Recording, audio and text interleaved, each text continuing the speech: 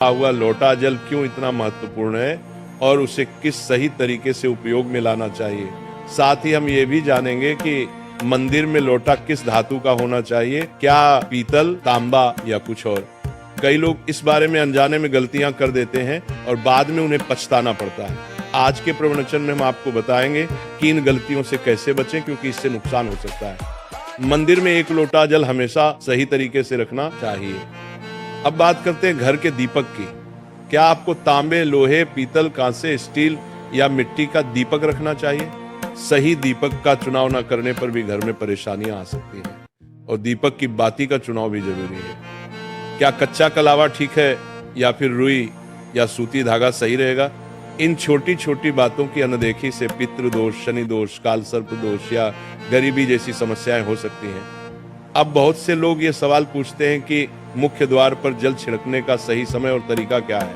क्या इसे स्नान के बाद करना चाहिए या बिना स्नान के भी किया जा सकता है?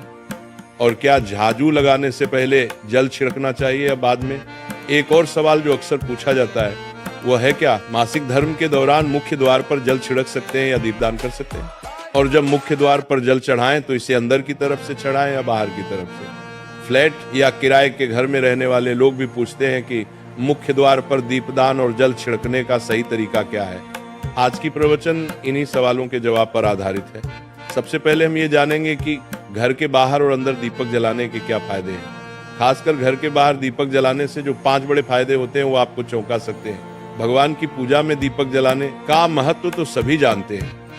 हिंदू धर्म में देसी घी या सरसों के तेल का दीपक जलाना बेहद शुभ माना जाता है तथा तिल के तेल का दीपक भी जलाया जाता है। लेकिन भगवान के सामने दीप जलाना केवल पूजा का एक तरीका नहीं है, बल्कि घर के अंदर और बाहर दीप जलाने से कई लाभ मिलते हैं। दीपक जलाने से न केवल सकारात्मक ऊर्जा उत्पन्न होती है, बल्कि 5 बड़े फायदे भी मिलते हैं। तो आइए जानते हैं। नंबर 1, पृथ्वी से अंधकार दूर होता है। घर में दीपक जलाने से न केवल घर का अंधकार दूर होता है, बल्कि ये नकारात्मक ऊर्जा को भी घर से बाहर कर देता है। जहां दीपक जलता है वहां सकारात्मक ऊर्जा का वास होता है। स्वाभाविक है कि जहां सकारात्मक ऊर्जा होगी वहां भगवान का भी वास होगा। इसीलिए शाम होने से पहले दीपक जलाना शुभ माना जाता है। तेल से जलने वाले दीपक का असर उसके बुझने के बाद भी आधे घंटे तक बना रहता है, जबकि शुद्ध देसी घी का दीपक वातावरण को करीब 4 घंटे तक सकारात्मक रखता है। नंबर 2, दीपक जलाने का वैज्ञानिक लाभ। जब घर में शुद्ध घी या सरसों के तेल का दीपक जलता है तो उसके धुएं से घर के माहौल में सात्विकता आती है। यह धुआं हानिकारक कणों को नष्ट करता है और वातावरण को शुद्ध बनाता है। नंबर 3, सुख समृद्धि का वास। जिस घर में भगवान के सामने दीप जलाया जाता है वहां माता लक्ष्मी की कृपा बनी रहती है। ऐसे घर में सुख समृद्धि का वास होता है। दीपक को पूर्व दिशा में रखने से व्यक्ति दीर्घायु होता है और उत्तर दिशा में रखने से धन संपन्नता बढ़ती है। दीपक न केवल घर के अंधकार को दूर करता है, बल्कि हमारे जीवन को भी प्रकाश की ओर ले जाता है। नंबर 4, बीमारियों को दूर भगाने में मदद। घर में दीपक जलाने से बीमारियां आसपास नहीं भटकती। परिवार के सभी सदस्यों को स्वास्थ्य लाभ मिलता है। खासकर अगर दीपक के साथ एक लौंग भी जला दी जाए तो इसका असर दोगुना हो जाता है। यह त्वचा संबंधी बीमारियों को दूर करने में मदद करता है। नंबर 5, शुभ शक्तियों को आकर्षित करना। सनातन धर्म के अनुसार जिस घर में सुबह शाम दीप जलाया जाता है वहां कभी अंधकार नहीं होता। ऐसा घर शुभ शक्तियों को आकर्षित करता है। जलता हुआ दीपक शुभ शक्तियों को चुंबक की तरह खींचता है, जो घर के लिए अत्यंत लाभकारी होता है। अब जानते हैं कि मुख्य द्वार पर जल छिड़कने का सही समय और विधि क्या है। अगर आप मुख्य द्वार पर जल चढ़ाते हैं तो आपको ये ध्यान रखना है कि जल को रात में सोने से पहले एक पात्र में भरकर रखना चाहिए। आप कोई भी पात्र ले सकते हैं, जैसे तांबे, पीतल, स्टील या चांदी का। यदि गंगा जल उपलब्ध हो तो उसे थोड़ी मात्रा में डालें और फिर शुद्ध जल से पात्र भर दें। अगर गंगा जल नहीं है तो केवल शुद्ध जल भी पर्याप्त है। इस जल से भरे पात्र को अपने घर की रसोई में रख दीजिए। सुबह उठकर इस जल का छिड़काव अपने घर के मुख्य द्वार पर करें। मुख्य द्वार पर सुबह सबसे पहले छिड़का गया जल घर की सभी समस्याओं को दूर करता है। यदि आप नकारात्मक ऊर्जा, मानसिक परेशानी, आर्थिक तंगी या वास्तु दोष से परेशान हैं तो ये उपाय आपकी मदद करेगा। रसोई में रखा जल मुख्य द्वार पर छिड़कने से आपके घर की परेशानियां समाप्त हो सकती हैं। ये उपाय न केवल वास्तु दोष और पितृ दोष को समाप्त करता है, बल्कि तंत्र मंत्र या बुरी नजर के प्रभाव को भी खत्म करने में सहायक है। इस उपाय को नियमित करने से घर में सुख समृद्धि बनी रहती है और बीमारियों से भी मुक्ति मिलती है। आपको ये जल सूर्योदय से पहले मुख्य द्वार पर छिड़कना चाहिए। अगर सूर्योदय के बाद आप मुख्य द्वार को अन्य जल से धोना चाहे तो ये कोई समस्या नहीं है, लेकिन ये विशेष जल सूर्योदय से पहले ही छिड़क दिया जाना चाहिए। अब कई लोग पूछते हैं कि क्या ये जल छिड़कने से पहले स्नान करना जरूरी है या बिना स्नान किए भी इसे किया जा सकता है। देखिए, जो जल हम सुबह मुख्य द्वार पर छिड़कते हैं वो एक महत्वपूर्ण उपाय है। इसे स्नान करने के बाद करना आवश्यक नहीं है। सुबह जल्दी उठें, सबसे पहले रसोई में जाएं और पहले से रखे जल को लेकर मुख्य द्वार पर जाएं, मुख्य द्वार खोलें और इस जल का छिड़काव करें। जल छिड़कते समय अपने पितरों और माँ लक्ष्मी का ध्यान जरूर करें। ऐसा कहा जाता है कि सुबह सुबह माँ लक्ष्मी हर घर के द्वार पर आती है। जिन घरों के द्वार खुले होते हैं और जहां जल का छिड़काव किया गया होता है वहां माँ लक्ष्मी प्रवेश करती है। जल छिड़कते समय अपने मन में माँ लक्ष्मी से प्रार्थना करें, माँ लक्ष्मी कृपया मेरे घर में प्रवेश करें, मैं आपका स्वागत करने के लिए तैयार हूँ। इसके बाद पितरों का ध्यान करें, क्योंकि घर की दहलीज को पितरों का वास स्थान माना जाता है। जब आप दहलीज पर जल छिड़कते हैं तो पितर प्रसन्न होते हैं और उनका आशीर्वाद आपको मिलता है। स्नान करने की आवश्यकता नहीं है, आप बिना स्नान किए भी ये कार्य कर सकते हैं। अब आपके अगले प्रश्न की बात करें, क्या जल का छिड़काव झाड़ू लगाने के बाद करना चाहिए या पहले? इसका उत्तर यह है कि सुबह उठने के बाद सबसे पहला कार्य जल का छिड़काव करना चाहिए। इसके बाद आप झाड़ू लगा सकते हैं। सुबह उठते ही सबसे पहले बिस्तर पर बैठकर अपने दोनों हथेलियों को देखें और माँ लक्ष्मी का ध्यान करें। यदि चाहे तो निम्न मंत्र का उच्चारण कर सकते हैं। कराग्रे वस्ते लक्ष्मी कर मध्य सरस्वती कर मूल तू ब्रह्मा प्रभाते कर दर्शनम। फिर दोनों हाथ जोड़कर देवी देवताओं को प्रणाम करें। इसके बाद हाथ से धरती को स्पर्श कर प्रणाम करें और धीरे से अपना दाहिना पांव जमीन पर रखें। फिर रसोई में जाकर जल लें और मुख्य द्वार पर जल छिड़कें।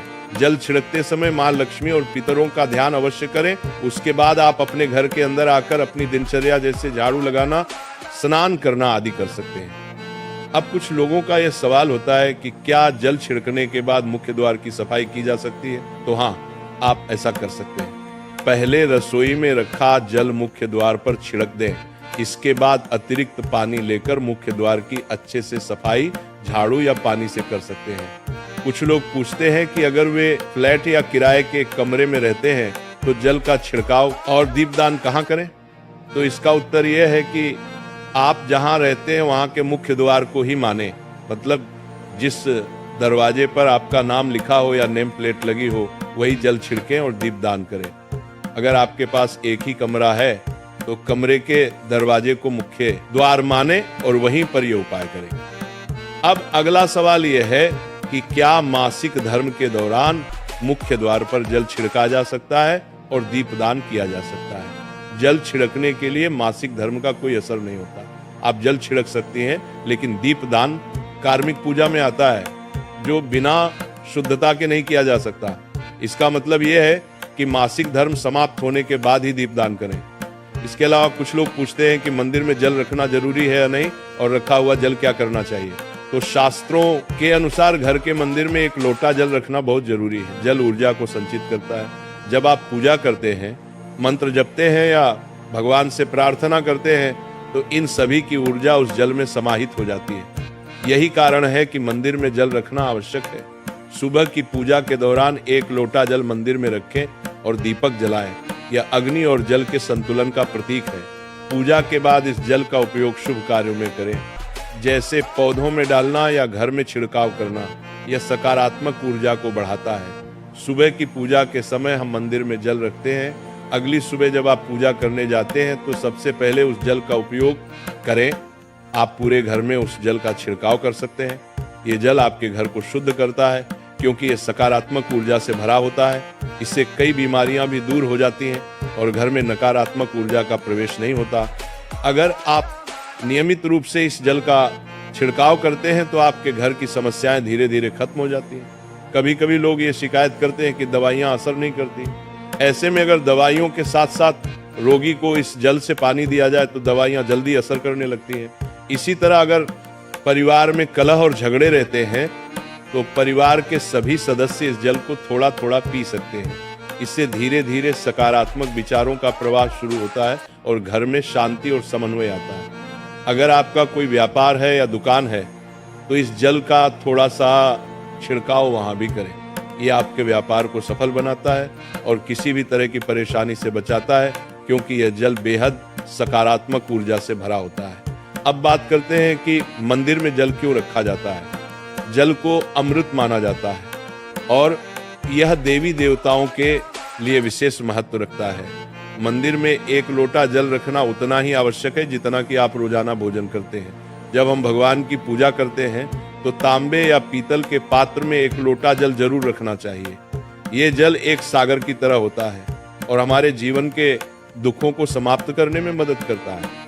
यदि कोई व्यक्ति भगवान को रोजाना भोजन नहीं कर सकता तो वो मंदिर में एक लोटा जल रख सकता है, जिससे उसकी पूजा पूरी होती है, ताकि भगवान इसे ग्रहण करें और ये जल रूपी प्रसाद अगले दिन सुबह आप प्रसाद समझकर ग्रहण करें।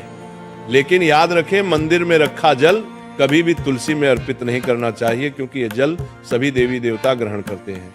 हाँ, अगर आपके घर में लड्डू गोपाल या राधा कृष्ण हैं और आप एक लोटा जल उनके लिए अर्पित करते हैं तो आप अगले दिन यानी सुबह के समय वो जल तुलसी में चढ़ा सकते हैं। मंदिर में रखा जल अगले दिन यानी सुबह अपनी आंखों को धोने के लिए प्रयोग करें।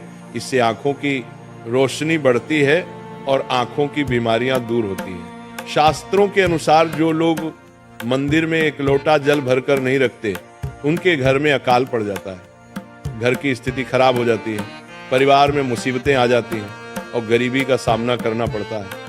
आप चाहे तो एक लोटा जल में फूल आदि डालकर रख सकते हैं, जो बहुत शुभ माना जाता है। मंदिर में रखा जल का एक और उपयोग ये है कि इसे घर की रसोई में खाना बनाने में या पीने में भी प्रयोग कर सकते हैं। लेकिन ये जल तभी इस्तेमाल करें जब आपके घर में सात्विक भोजन बनता हो।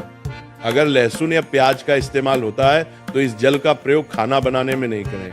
इस जल को परिवार के सभी सदस्य थोड़ी थोड़ी मात्रा में पी सकते हैं और बचा हुआ जल आप घर के पौधों में डाल सकते हैं।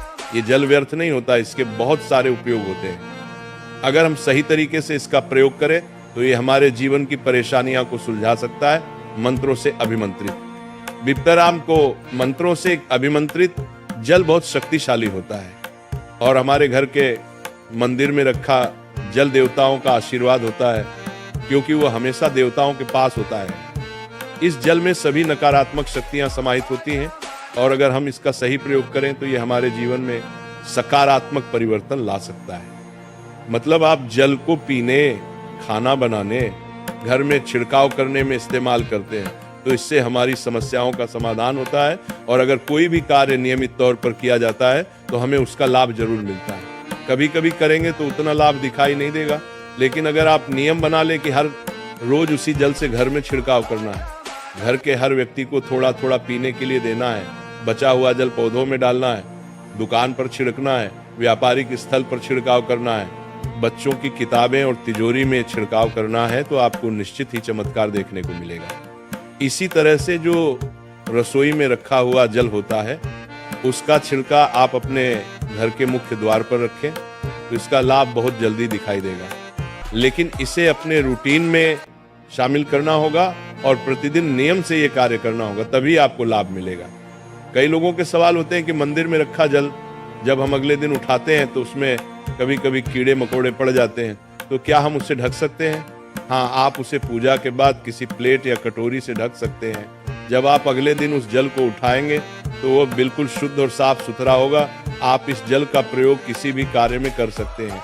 जब भी आप घर के मुख्य द्वार पर जल छिड़काव करें तो गणेश जी का मंत्र ओम गणपतये नमः जरूर बोलें और जो हमने आपको वीडियो में बताया है उसे ध्यान से समझकर अपने घर के मुख्य द्वार पर जल का छिड़काव करें। अब जानते हैं कि दीपक किस पदार्थ का होना चाहिए, लोहे का, तांबे का, पीतल का, कांसे का, स्टील का या मिट्टी का। आखिर घर में कौन सा दीपक रखना शुभ माना जाता है? अगर गलती से भी घर में गलत पदार्थ का दीपक रखा है तो पूरा घर अस्त व्यस्त हो जाएगा, कंगाल हो जाएगा और बर्बाद हो जाएगा। देखिए, स्टील के दीपक में पूजा करने से घर में शनि को नाराज किया जाता है। लोहे के दीपक से भी पूजा नहीं करनी चाहिए क्योंकि इससे घर में गरीबी आ जाती है। बाजार में लुभाने के लिए कांच के दीपक भी आ गए हैं, लेकिन बिल्कुल भी गलती से भी घर में कांच का दीपक ना लाएं, नहीं तो राहु केतु आपके घर में आ सकते हैं और घर बर्बाद हो सकता है। कांच का दीपक शनि और राहु को नाराज करता है। तांबे का, पीतल का और मिट्टी का दीपक धन की देवी लक्ष्मी को आकर्षित करता है। घर में कोई भी अन्य प्रकार का दीपक लाना सही नहीं माना जाता। पीतल और मिट्टी के दीपक को शुभ और मंगलकारी माना जाता है, क्योंकि यह शनि और राहु केतु को प्रसन्न रखता है।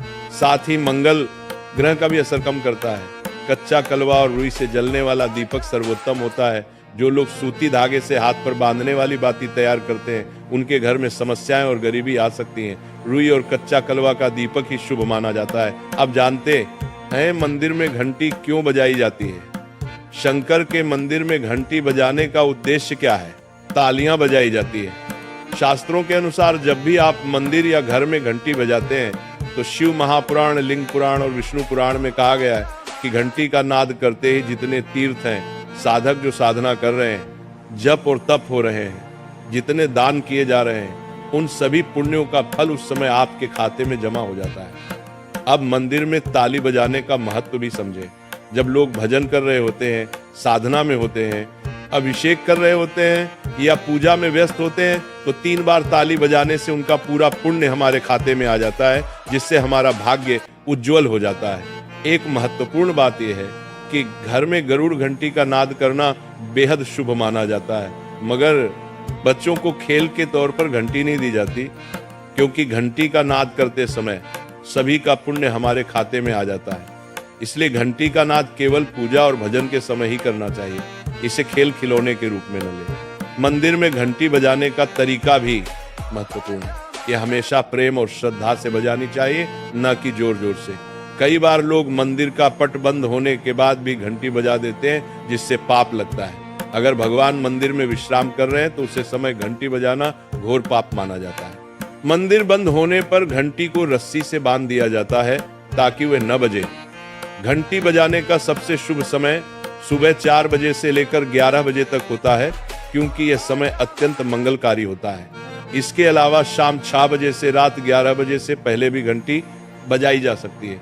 रात 12 बजे के बाद मंदिर के पट बंद कर दिए जाते हैं और देवी देवता विश्राम करते हैं। इस समय घंटी बजाना पुण्य के बजाय पाप का कारण बन सकता है। आज की प्रवचन आपको कैसी लगी, कृपया कमेंट करके हमें बताएं। अगर आप माता लक्ष्मी का सम्मान करते हैं तो एक लाइक जरूर करें और हमारे चैनल को सब्सक्राइब करके कमेंट में जय माता लक्ष्मी